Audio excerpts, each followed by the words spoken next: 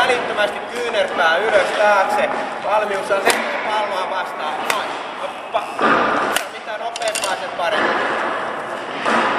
Mitä nopeampaa sen parempi. Just noin. Eli huomatkaa tästä näin kyynärpää mahdollisimman nopeasti lyöntiasentoon. Välittömästi kyynärpää eteen. Sen lyönnin jälkeen purotetaan tuolta.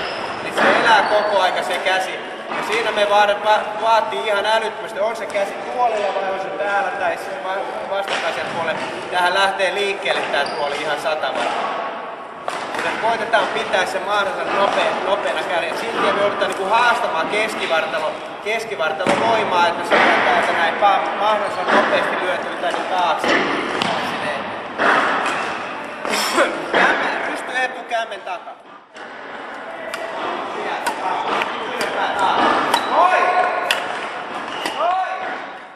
Normaali on kämmen, kun tulee rystylle, mä siirryn tästä näin, niin tässä vaiheessa mä käännän pikkasen peukalon tuonne taakse. Lyön vartalon edessä, peukalo saada tän paksuun. Peukalo. Sitten kun mä oon lyönyt tästä näin, mä käännän sen peukalon tänne normipaikkaan ja taas kämmen puolelta, sitten menen rystypuolelle, huomatkaa mun peukalo nousee välittömästi. Tulee niin tästä näin, kun menen rystypuolelle, se nousee pystyyn, pam, täällä se laskee takaisin. Jotta mä pystyn hyödyntämään sen peukalon voimaa. Pam, pam, pam. Aina siinä pikkasen muuttuu, ei paljon, mutta se on hyvin oleellista. Se pikkasen kriittisesti. Ja silloin se myös menee se pallo suoraan eteenpäin. Se on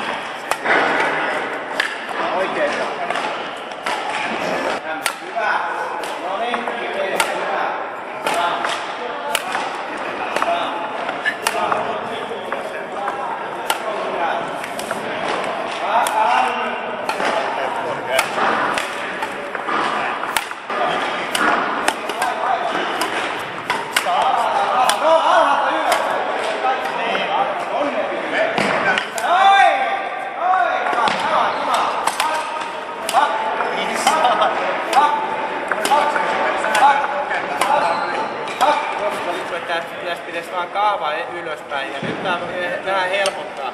Painan peukalolla. Box. Kaava eteen ja peukalolla.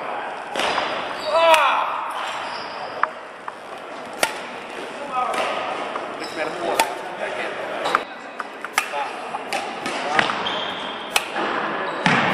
Noin. Joo, hyvä. mä luotan, että sulla on hyvä grippi, mutta mä niinku ihan mä huomaan, että mä vähän niinku heijaan täältä näin. Vähän tänne näin. Näin, pam. Anna kyynärvarren tuossa. Noin, peukkutaan just noin. Hyvä, pam. Sieltä, pam. Hyvä. Se näkee siinä, että lähteekö se pallo sinne suoraan. Tai niinku yksi meni aika lähellä.